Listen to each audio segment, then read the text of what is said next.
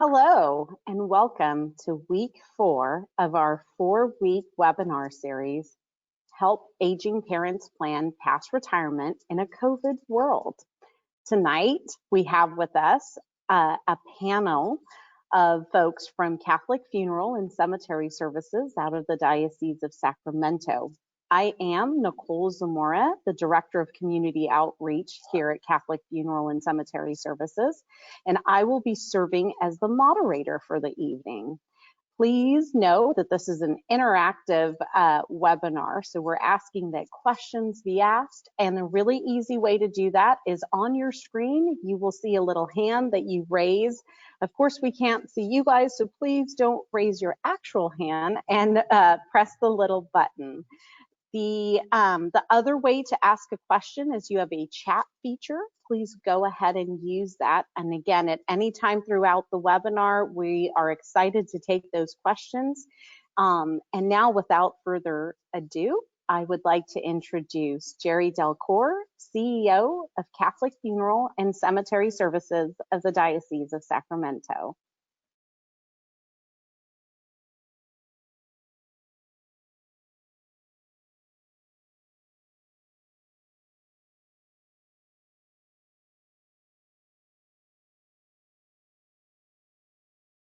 Thank you, Nicole. Thank you, everyone, for joining us. Hopefully, some of you who have been with us for our 3 prior weeks. Tonight will be a little bit different. Our first 3 nights that we shared, we actually had 3 presentations. If you remember, our first presentation is When is the Right Time for Hospice? It was a great presentation put on by Erica Caldwell. Our second one was done with our local attorney, Dustin McFarland. It was titled, What Does Estate Planning Look Like for Seniors? And last week, if you remember, we had Beth Noseworthy from Live Well at Home, really showing us when is the right time for help at home. Tonight, we actually have 3 guests.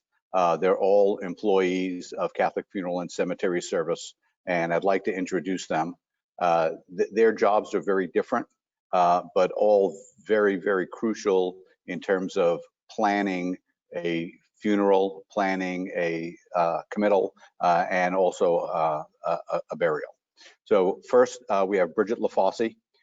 Bridget, you can see she's smiling at us now. Bridget has over 19 years of experience. Bridget is a licensed funeral director, a licensed embalmer, has been the person who runs our funeral services for the Diocese of Sacramento. So Bridget, welcome. Second, we have James Cavanaugh. James has been with the diocese for 7 years as the Director of Liturgy. James works with us here at St. Mary's Cemetery and Funeral Center, and he helps us in many ways. Everything from sitting down with families and helping them come up with a plan to actually doing committals graveside for us. And third, we have Kevin Danz. First, I'm going to tell you that Kevin's name is spelled K-E-V-I-N. He wanted us to point that out. Second is Kevin has over 30 years of experience in the funeral and cemetery business, 19 with us here at St. Mary. Kevin is our most senior family counselor, and he works with many families every day. I'd like to reiterate one of the things that Nicole had said at the start, just to make this easy. This is going to be different from our presentations where everyone else was asking you to hold your questions until the end.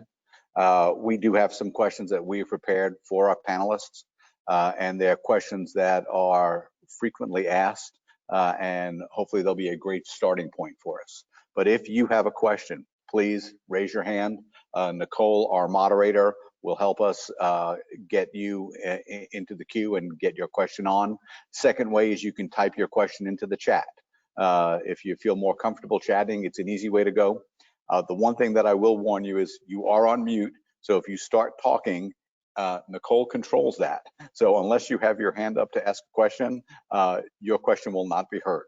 So please either raise your hand or enter into the chat, and then we'll get you going. Without further ado, I'd like to start with one of the questions that we get most often, and I'm going to direct this to Bridget Lafossi. It's, What happens when someone dies without making their wishes known or really having prepared arrangements in advance?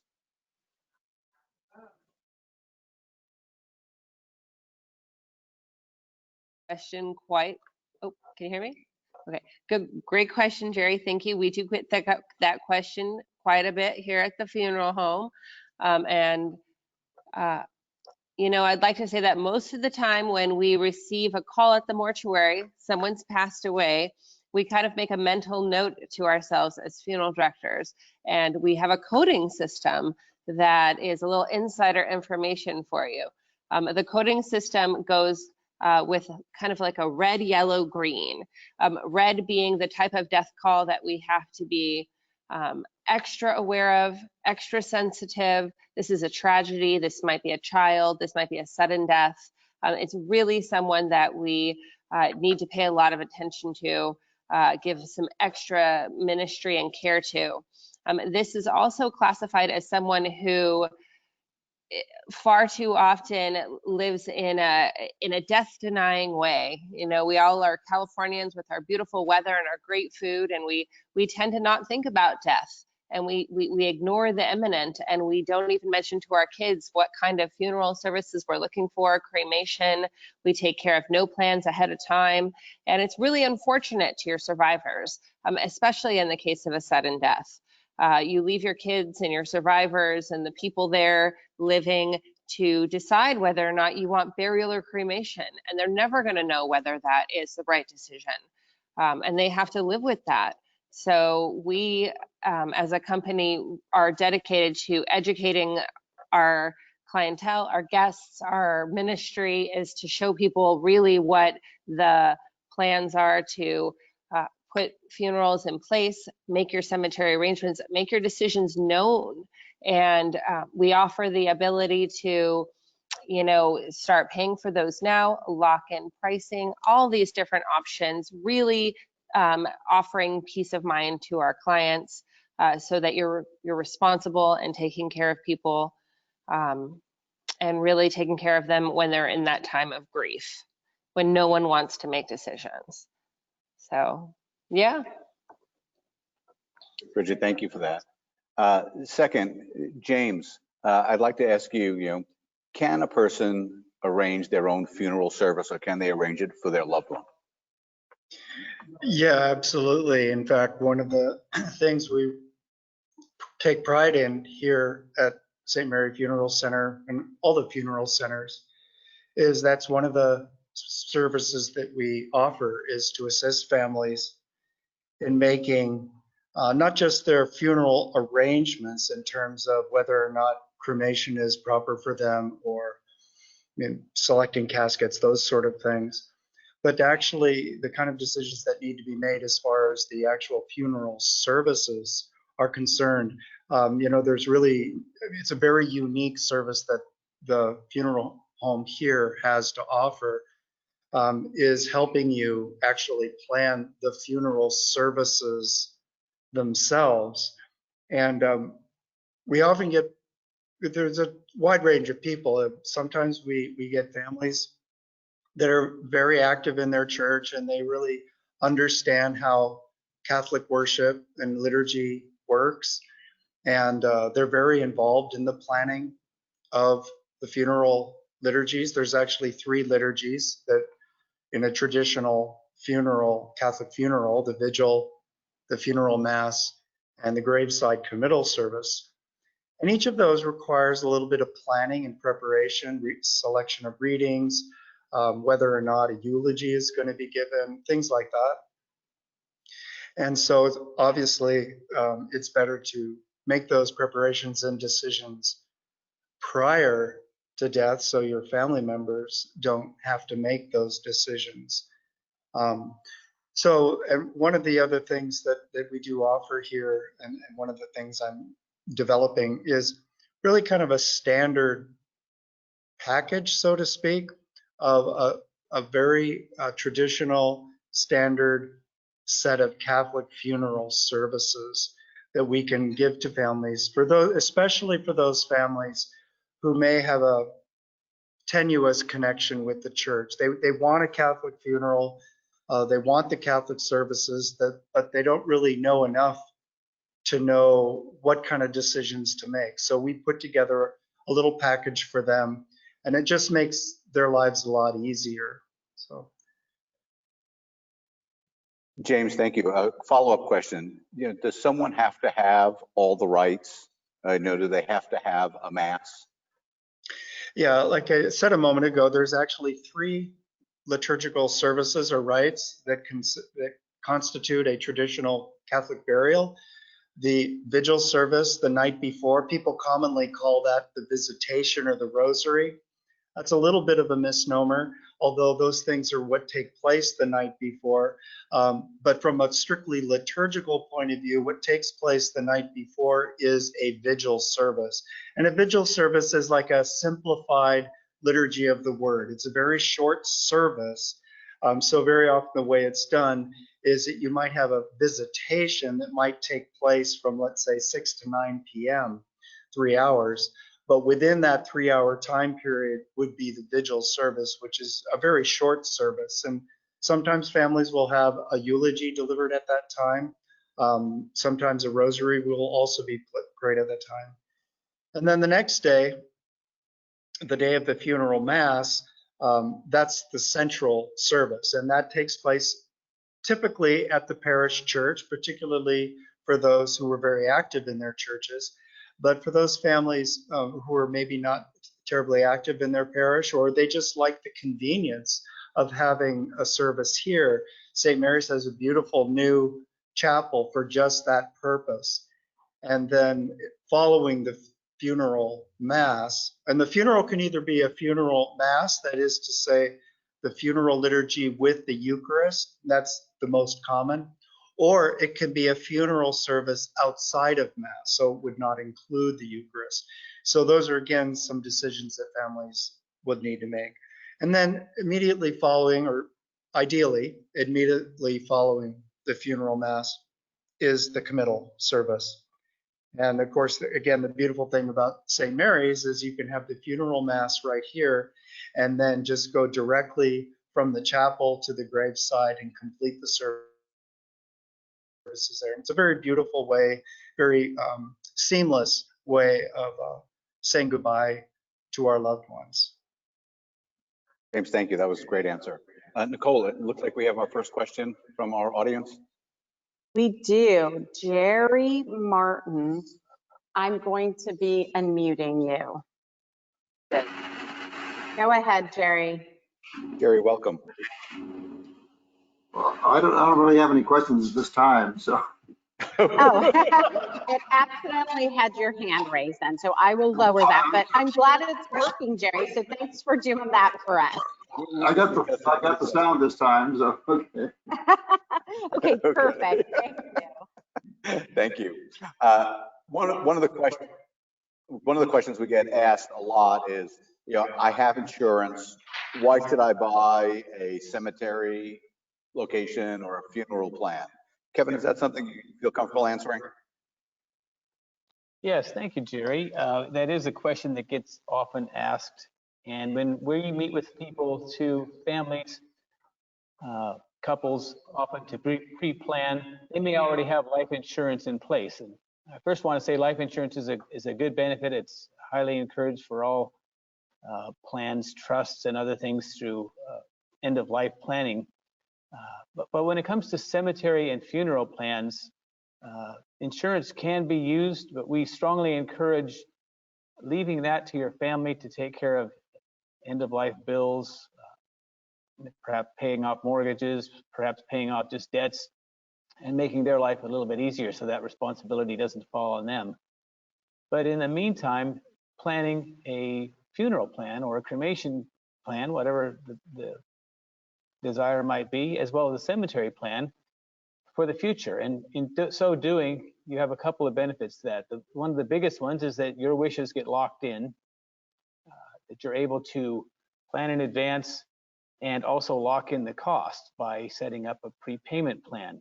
Now, insurance doesn't allow for locking in the cost of any services. You may know what type of services you want. For example, you may want a traditional Catholic funeral. with the Vigil Rosary, followed by a burial, a Mass, and followed by a burial. And that cost, at today's cost, may be very different 20, 30 years from now when you pass on, at which time your life insurance would then be a benefit eligible to be paid out to your family and therefore pay the cost of the services. So there's no advantage in pre-planning when you have life insurance, but to pre-plan and set up an interest-free payment plan that we offer, it locks in the cost, and in a sense, it's a really good financial decision.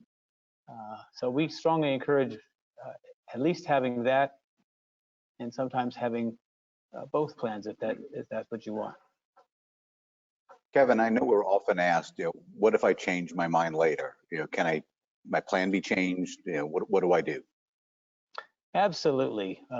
In life, plans change all the time, with ideas and beliefs and what we want. And the benefit to pre-planning is that you may set it up on a payment plan, you may pay it off, you may have a totally complete change of mind later in life. Or perhaps you move, or perhaps you've decided to make things a little bit simpler than what you originally planned. That doesn't harm you in one way financially at all. It allows for you to make changes in our plans. You can get all the money back that you paid for, that you paid in, every single penny of it, and apply it towards the plan that you do want, whether that's a complete change or whether it's just some slight modification. But the benefit to all of that is really, again, the pre-planning, and that you do not stand to lose anything. Now, some people often ask, well, what if I don't use that plan at all? The classic is, what if I killed in a plane crash and they don't find my body? God forbid that should happen, but if it did, the plan still is a benefit to your family to cancel the plan and either use it for themselves or to just receive the funds that you paid and receive that back. There's no loss to you. Kevin, as a follow-up, I know sometimes we get asked, what if I move? Well, does that ever come up? Yes, it does come up, and with the cemetery plan, we offer the ability to transfer it to your family. So a lot of times your property is perhaps purchased by another loved one or family member, and even if it's not, that cemetery plan that you have can be transferred on and passed down to your heirs, to your family members. So there's no loss in what you have set up. If you chose to cancel the plan, that can be done as well. Sometimes it's just you're going to be buried in New York instead of California because that's where you relocate, and that's certainly an option. Your plan again can be canceled. You can have funds returned to you. There's a lot of different options. Probably the most common is that families elect to use their property and leave it to their family because most likely there's other loved ones and family members that are buried near them or in the same cemetery. The other option is that when you do have a plan, we can have your body brought back here for burial. Many times, Bridget could attest to the funeral directors having to receive the body, receive the casket shipped in from out of state or out of country, and still have the burial here. So there's a lot of different options to consider, and all of them we work with. Kevin, thank you. Nicole is signaling, do we really have a question from the audience? We do have a question from the audience. This one was sent in via email, and it said, so Jerry, you'll have to pick who's going to get to answer it. It says, I lost a parent and it was a terrible experience. We argued with what our father wanted, and now I no longer speak with some of my family members. What can I do to prevent that from happening with my own children? Bridget, do you feel comfortable after answering this one? I think you've faced it probably more than once. Yes. So every day, and it's so unfortunate, people, especially in the face of guilt or in face of loss, will feel these feelings of guilt. They didn't get to say goodbye in a certain way, and families fight. A lot of the time it's financial. It's can get kind of ugly between siblings when someone passes. And all of that can be prevented by the parent making their wishes clear. making their plans in place. You can check a box that says, I don't want these plans changed, and they can be guaranteed in price, guaranteed in decision. And I always say that paying for them is just half of it. You know, we have a lot of options for planning assistance, consultation, ways to get organized, different things that you can do. Let people know your wishes are planned. That's going to prevent a lot of family arguing, a lot of disagreements, just to kind of let your wishes known. Be prepared. It's responsible. Absolutely. Thank you for asking that question. That's one of the most difficult situations that our staff faces day in and day out. You know, when you have, you know, two siblings sitting across from each other and dad has passed away, and one says, well, I guess we'll be cremating him, and the other one looks and says, dad never said anything about cremation to me. To have that answered, it is a gift. And in many ways, we refer to pre-planning as a gift because it takes some of that family tension away. Making a decision is hard. Making a decision when a loved one passes about that loved one is even harder. And if you've shared that information so that everyone knows what you specifically want, goes a long way to keeping family happy. You know, losing a loved one is hard enough. We should try and make it as easy as possible. James, if you don't mind, what's one of the more important considerations when planning a funeral mass? Yeah, that's a good question. Of course, you know, lately things have been a little bit topsy-turvy with the coronavirus and having to make adjustments for the funeral masses. But, you know, honestly, one of the most, this is just a very practical element in terms of planning your funeral services, and that is the selection of the reading. There are many, many readings to choose from. I don't know the exact number, but it's upwards of 30 different readings to choose from or more. And what often happens is families and even the funeral directors will spend time planning all the aspects of the funeral and not think about the readings until the last minute. And it creates a kind of chaotic moment during the time of the service or just before the service, having to choose readings. So just sitting down, and in fact, one of the things we're going to do, if we haven't done it already, is actually post the citations of all the readings for a funeral mass on the website, so that you can just go there at your convenience and pull up the readings and read them and think about them and pray about them. And then you can more easily make some decisions about what readings you'd like to have at your funeral service. So as a practical matter, that's probably one of the more important things that you can do for your family members and for your pastor or whoever's going to be celebrating the Mass. You know, James, you remind me, before I joined Catholic Funeral and Cemetery Services, my dad passed away, and we had not had a death in the family. And we thought we had everything planned where, you know, he had a will done, he had his advanced health directive, he had durable power of attorney. And then we went to the funeral home for the first time and realized how little we had planned. And I did what I think most people do, is to go Google, what do you do when a person dies? And then I typed in, you know, for us, you know, what do you do when a Catholic dies? And I got this long list. And out of that list, you're just like, oh my gosh. And it has all these points that you've not really considered. Yeah. And I remember seeing my mom in this difficult situation where her head was spinning. You know, this man that she'd been married to for 63 years, and they did everything together, was no longer there. And she had to start making decisions, and it was hard.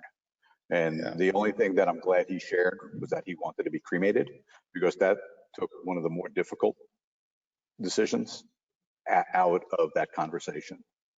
You know, Bridget, if you don't mind, I'd like to ask, you know, are there any tools available that can help someone get organized when they think about planning? Yeah, absolutely. This is great. These questions, I don't know, how many people do we have on maybe 15, 20? I mean, thank you all. Thank you all for being here and opening your minds up and your souls up to this type of experience. This is kind of funeral planning, funeral information, being here for this, because not a lot of people do it. It's a really neat opportunity. I know you don't get to talk to funeral directors every day, so keep those questions coming. I know there's a lot of questions you're just dying to know the answer to. But yes, as far as tools, we do have a really great tool. This is my favorite tool, and it's a book here I've brought. It's about a 20-page book, very simple organizational tool. Looks like you might get it at a stationery store. But what comes with this book is an actual consultation with a funeral professional like myself. We will sit down together and we'll go through page by page all of your wishes, and we kind of sit down and we figure out burial or cremation. We will ask questions about military service. We will ask questions about who you might want to contact when a death has occurred. We're going to help build some legacy questions about your favorite childhood memories or your favorite career accomplishments and things like that help build the obituary.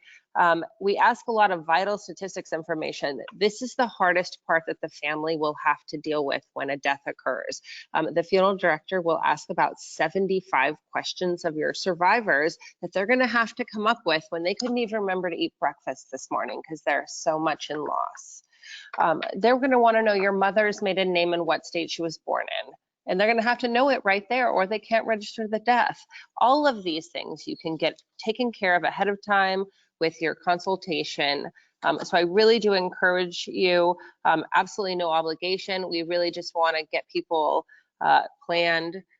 Paying for it is only half of it. This is the real gift. I tell people once you fill all this out and have your consultation, wrap it up for your kids and give it to them for Christmas, because it's really a good, it's a good gift. So please see us, email us if you want to get one of these. We're happy to meet with you and spread the word on this tool. Thank you, Bridget. And it's important to note, we do not keep any of that information. All that information stays with the family. As Bridget noted, it goes to a family member. What we often suggest is tell at least 2 people where it is. So if the time comes where it's needed, you know where to find it, and it's a great head start in planning. Nicole is signaling me again. Do we have a second question coming in from the audience? We do. We have Kathy has a question, and Kathy, you're now off mute, so you're welcome to ask your question. Hi, James. I have a question. Are you limited to the 35 or so scriptures you mentioned? And number 2, is there a way to get a copy of that folder without necessarily coming in for the pre-planning with the funeral director? All right, so as far as the readings are concerned, start with that. The readings do have to be from Scripture. The readings that are offered by the church in the books themselves, you're not limited to those. You can choose other Scripture readings, following the principle, especially if it's a funeral mass, that is with the Eucharist, that one of the readings be the Gospel. A Gospel is always read at a Catholic Mass. Typically, you have, like in any ordinary Sunday Mass, you would have a first reading, a responsorial psalm, a second reading, and then a gospel acclamation followed by the gospel. At a funeral Mass, you can eliminate one of those first 2 readings, either from the Old Testament or New Testament, and just have a first reading from either the Old or New Testament, a psalm, and a gospel. So there's certainly a lot of latitude in terms of the scripture readings you can choose, but the readings do need to be from sacred scripture. I believe the second half of the question was, do you have to come into the cemetery and funeral center? Kevin, would you like to answer that, please? Yeah, thanks, Jerry. I'll be happy to. The obvious answer is no. Of course, you don't have to come in. We would be happy to send it to you. But we also like to meet with people. We are certainly no type of pressure, but we want to go over things in details, and there will ultimately be questions both from the planning guide as well as just in general that will come up that we'd love to answer for you. So we always encourage a no obligation appointment to just sit down and review it, and we can do that in the home as well. You don't have to come here to the cemetery. And in these times, we do practice social distancing and all the proper things that we all need to do to be safe. So no concerns about that if we did come into the home, but I'd be happy to meet with you, and it is free, and we also can happily mail it to you as well. Well, the reason I asked that question, because if you need to gather all that information for a parent, for example, that doesn't live anywhere close to Sacramento, they may live in Nebraska, it'd be nice to know what information to get from them ahead of time. You know, that's a great point. And I'll tell you, often people come in and they start to fill out the personal planning guide, and then they take it home and they complete it at their own pace in their own home. But it's a lot of information. You know, you're going to put in there, you know, things about your mortgage, your investments, your bank accounts. So that's why we don't want to have any of that here. We want you to have it all. And you know, most people don't know their, you know, investment information off the top of their head. So yeah, you do want, what Kevin is talking about is we help walk you through the start. I will tell you that we see more people be more successful with the planning guide when they come in, they meet with us, and we show you how it works. You know, it's frustrating for us if we send it to somebody, it ends up on a corner on a kitchen table and sits there, and 6 months later it's still sitting there. So we do try and help work it through. The second part to that comes to mind is, you know, Kevin, I'm going to ask you this again. How safe is someone's money if they're, you know, purchasing a funeral plan? How do we make that work so there's some sense of security?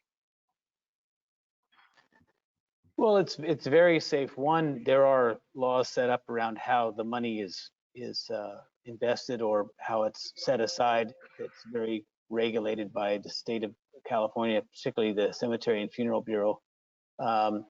And also because a lot of it we can't not touch. Cemetery is handled a certain way. Funeral is handled a different way by state law. But when it comes to funerals particularly, we're not even going to see any of that money until it's actually needed. So it's a policy that's set up to secure your wishes, to lock in the costs, but also not to be accessed by us until you actually pass away or until you request that it be canceled or changed in some manner. So in essence, the diocese or Catholic funeral services or the cemetery or the funeral home are not holding the money. The money is invested and it's secured. Is that correct?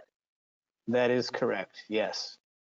Yes. I think it's important to for your listeners to be aware that there's an actual separate trust that this money is deposited in. So that gives that added sense of security and segregates the funds from any other funds that the funeral center might have to deal with. Thank you, James. That's a great point. Nicole, do we have another question coming in? We do have another question. Corrine, I see that you have a question. I will unmute you, but it looks like you are muted. So you are welcome to just unmute yourself and ask the question. If not, I will read it. Sorry, Bridget, I'm gonna have to turn this. Sorry guys, Bridget and I are sharing a screen. So it says, how might I approach this conversation with a family member who is still grieving the unexpected loss of a loved one in recent years? Bridget, would you like to address that question for us? Yes, that's a hard one. So,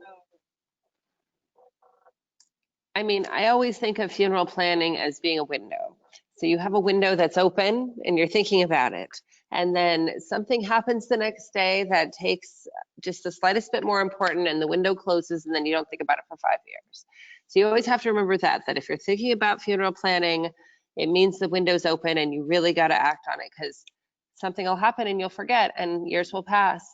But as far as a person that's in grief, I mean, we deal with this every day, surviving spouses. And we believe that, you know, I ask people, you know, remember how hard that experience was with Dad? Remember how hard it was that we had to go through that? Do you think that that would have been easier had we made decisions ahead of time? And they will inevitably say yes. Like, there's no way that, you know, they're going to deny that. So it's a heartfelt decision. It's a hard decision. And you really just got to think about it and have a heart to heart and say, this decision is going to be easier if we start talking about it now. And it's just kind of a face-to-face. So it inevitably will be, because if you wait till after, you know how grief is, you know the vacuum and the underwater feeling that it is, it's almost impossible to make the right decisions then. It's responsible and it's the good thing to do, and it's the loving thing to do with your family. So that's, and you ask God for the blessings for it and strength to get you through. Thanks, Bridget. That is a tough question. You know, everyone grieves differently. Everyone grieves for different lengths of time in different ways. It's so personal that it's really a challenge. I will say there are also resources that are out there that are available. Some of our parishes actually have grief counseling that they make available. We're working on putting together a series like this for grief counseling to try and help families. We've actually done some training of trainers to try and make grief counseling more available in more parishes. And then there are also just, you know, secular and non-secular options that are out there. There's lots of stuff on the internet that you can read. So it depends on, you know, how you absorb, how you process, which is really the best case for you. Switching gears a little bit, and Bridget, since you're our resident funeral director, what should someone do when a loved one passes? You know, you have that moment. What steps should someone take? Of course. So someone passes away, we're assuming it's expected. Typically, you know, sometimes it's not. That's the big scenario. If it's an expected death, likely they might be on hospice or a hospital, and you're going to need to choose a funeral director. You shop around, you hopefully did a little bit of research ahead of time. Maybe you made that decision ahead of time. That's the first thing. Person passes away, you connect with the funeral home, they bring them into the care, and then you commence with the funeral arrangements and the planning. If it's a sudden death, you know, there might be a coroner involvement, there might be some other legal entities and, you know, organizations that get involved, and the funeral director will also work through that. But yeah, you just reach out to the funeral director. That's the number one first place to go. If someone should pass away at home without any medical attention, hospice, anything, you always call 911. You know, that's the number one thing to do. Have someone come out and see what's going on. Hope that answers the question. It does. Thank you. You know, Kevin, you know, from your perspective, you know, what are the things that make our funeral home different from other funeral homes? Well, I think one of the wonderful benefits that we've just only had now for about 4 years, and that is that we built this beautiful funeral home, which I have, in my 30 plus years, have never seen a facility this nice. I have some experiences from younger years in this business of being in funeral homes, sometimes that weren't as well kept up or as currently decorated or as nicely prepared.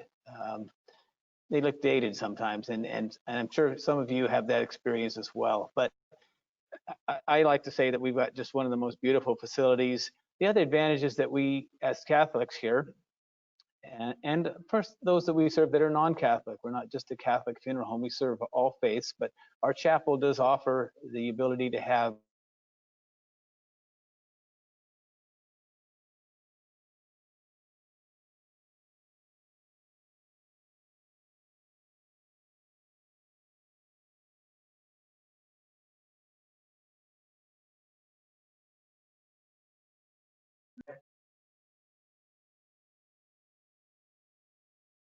the services more, not just one portion of them.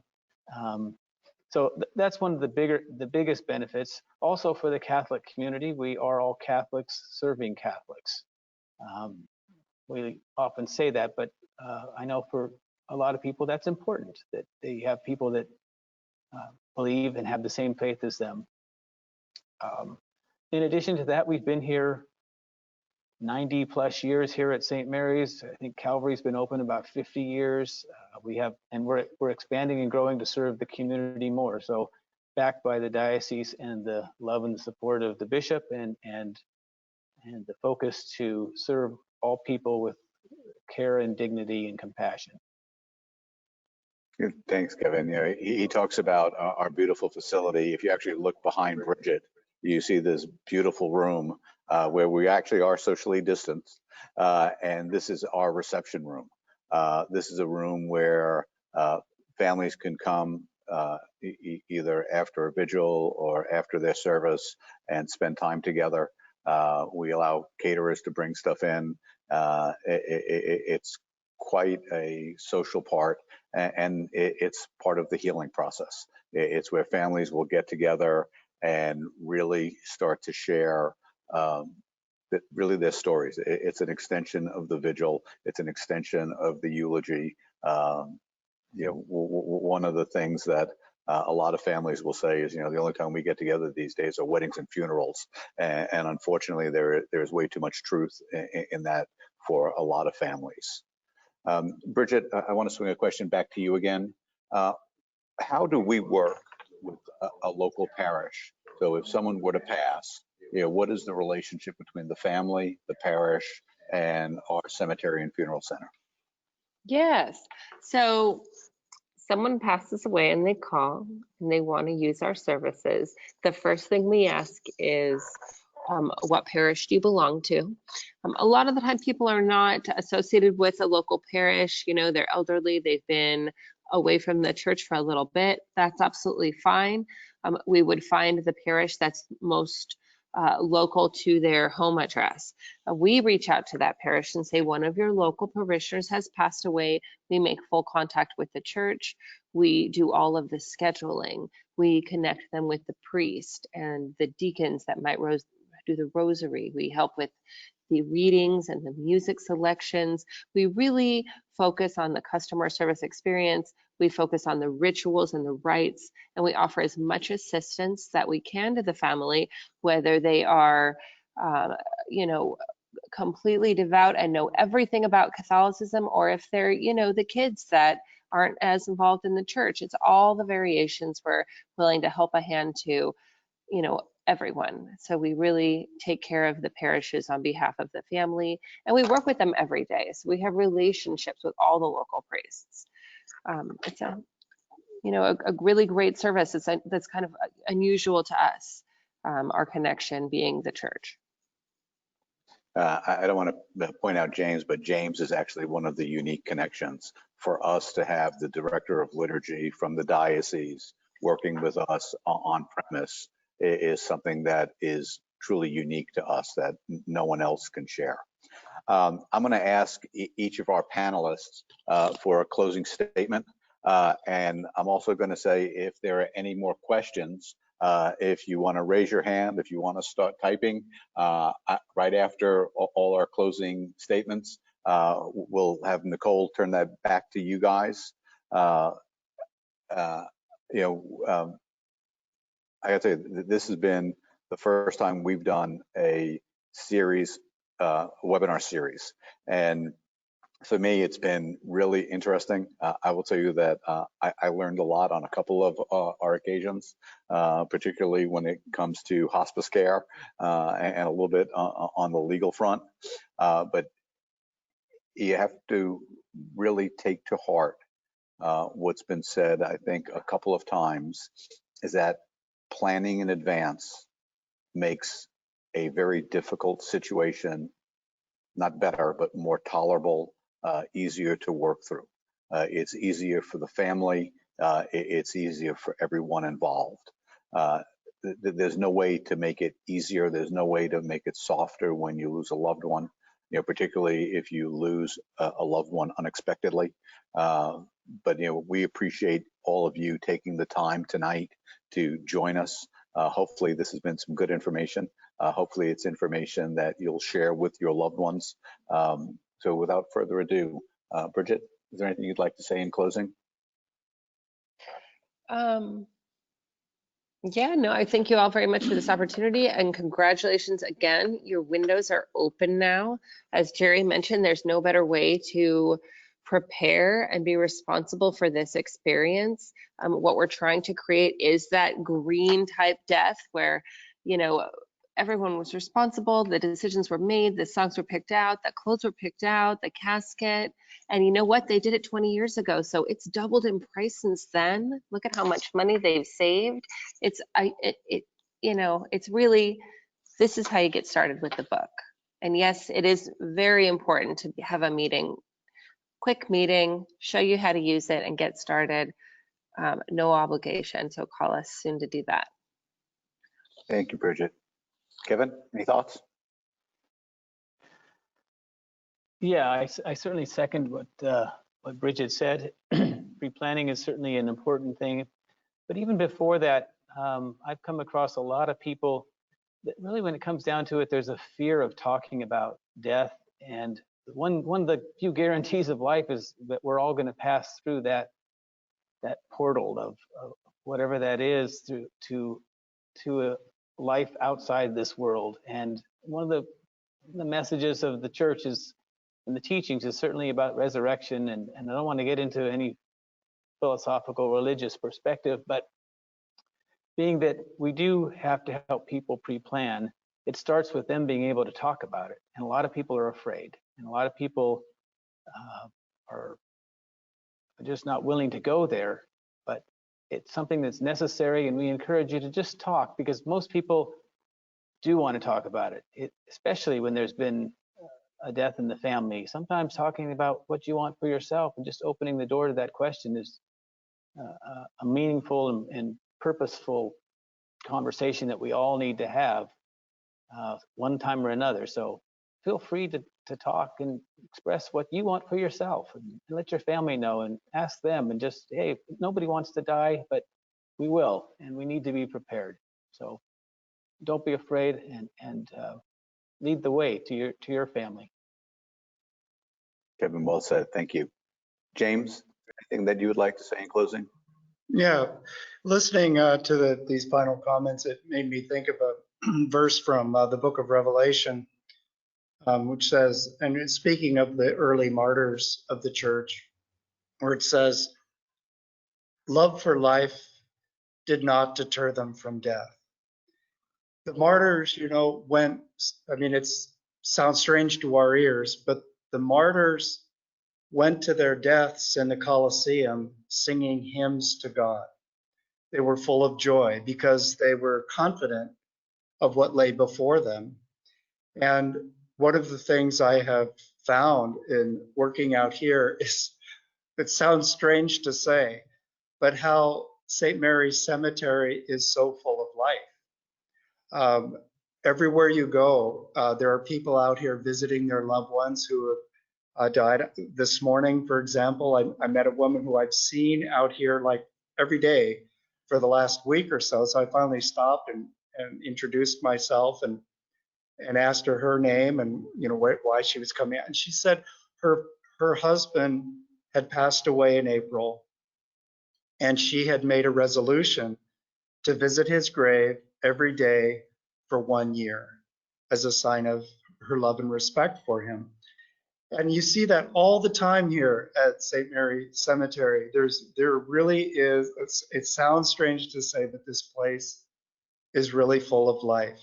And it really emphasizes the idea that we are a Catholic cemetery and funeral service. And Catholics, we all struggle with it, but Catholics are not afraid of death, because we know what lies before us, and we know, as it says in the book of Job, I know that my Redeemer lives, and that I shall see him on the last day. So those are my final thoughts. That was great. Thank you, James. Nicole, do we have a question that's come in? We have two questions that were sent in to us. Great. One is, do you only have a location there at in Sacramento at St. Mary's, or are there other locations? And then the second question. Can we answer the first one? Yeah. Okay, Kevin, would you like to answer that? Sure, I'd be happy to.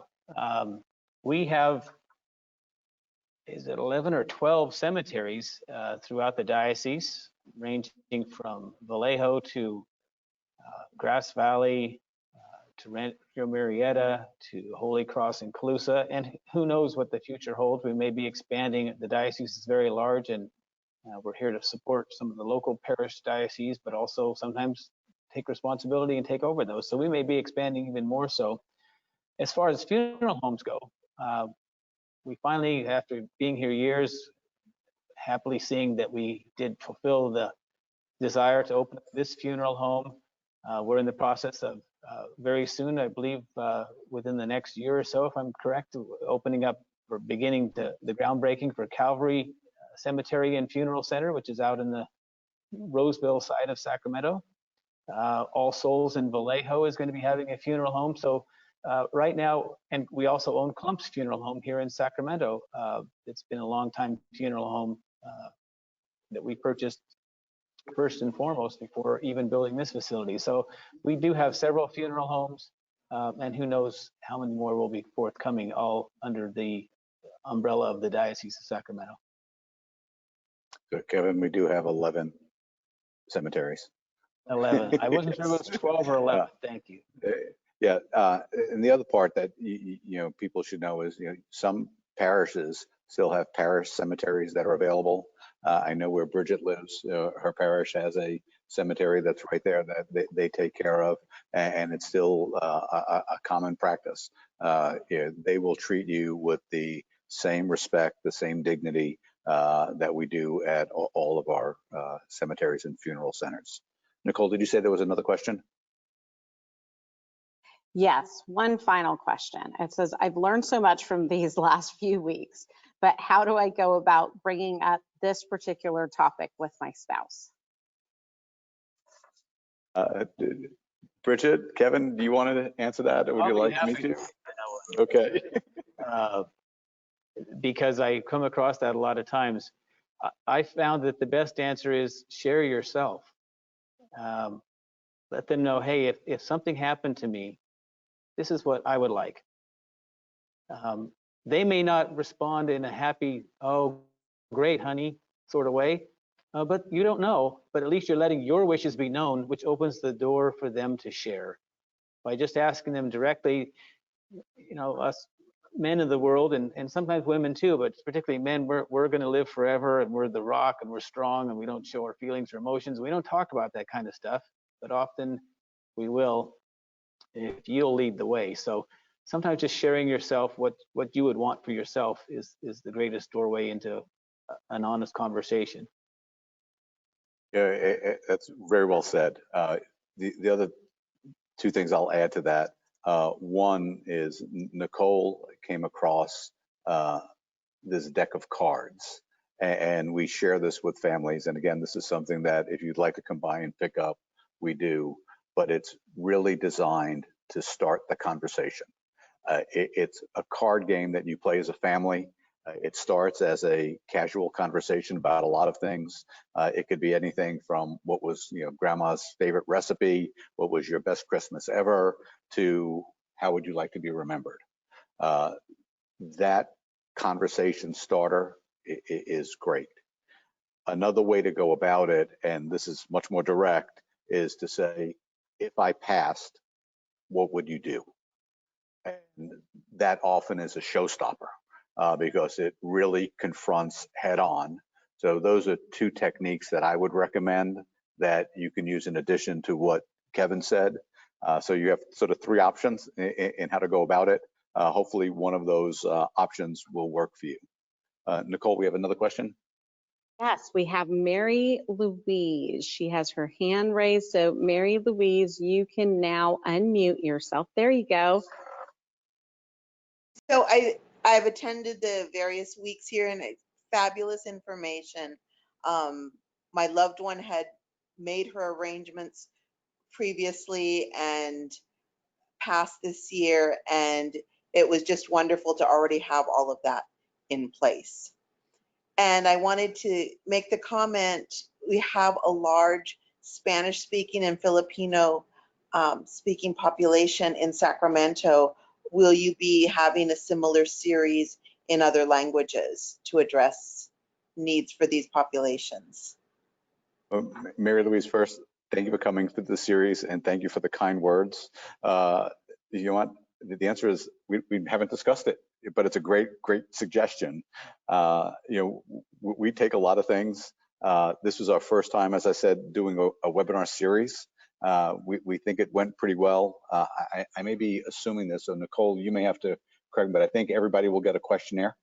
And I think in the questionnaire, you'll have a chance to weigh in. We quite honestly don't know how well this has been perceived, so I really appreciate what you've said out there. Hopefully it is, and you know what, we do have a good number of Spanish speakers, a good number of Filipino employees, and we are very aware of the large number of Hispanic and Filipino families that we serve. You know, as you say that, I look around and obviously I see 4 white faces on camera, and that's probably not a great representation of who is in our facilities and who works on our grounds. And when I say the facilities, I mean both in the funeral center and at the cemetery. So Mary Louise, that's a great question. I'm sure it's one that Nicole will bring up in our next manager meeting that we have here at Catholic Funeral and Cemetery Services. Nicole, are there any other questions? I wanted to add to that, because if in our society death is taboo, I think it's even more taboo I'm of Mexican descent, and it's just not. Thankfully, all of my relatives had always talked to me specifically about their wishes, and so I was that go-to person, but I think it's, in general, it's not something that's normally spoken of. So thank you.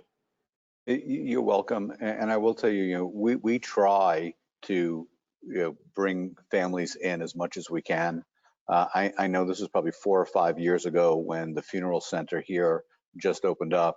I remember we were meeting with a family, and I'm going to use the family because it was a wife and her 2 daughters, and the husband was afraid to step foot on our grounds. He sat in the car for the entire meeting, and we know that there are those beliefs and they're hard to work through. So we work hard to try and celebrate as much as we can. So, you know, one of our biggest days here at the cemetery is our Dia de los Muertos event. You know, we love when Father Memo leads the procession from St. Mary Parish. They walk down here to our St. Mary altar. We have it set up and decorated. You know, it's probably not terribly pure Catholic to do. We have some traditionalists who give us grief about it, but we think it's important for us to brace heritage. And we want people to know that they're welcome here and they're comfortable here. Nicole, I want to say last year, would we have almost 400 people come to our Dia de los Muertos event? Yes. Yeah. And you know, it's an event that really has grown each year. But Mary Louise, you make some great points. You know, in closing, I'd like to thank everybody who has been here. I wish all of you good health, stay healthy, stay safe, and thank you for joining us over these 4 weeks. God bless you all.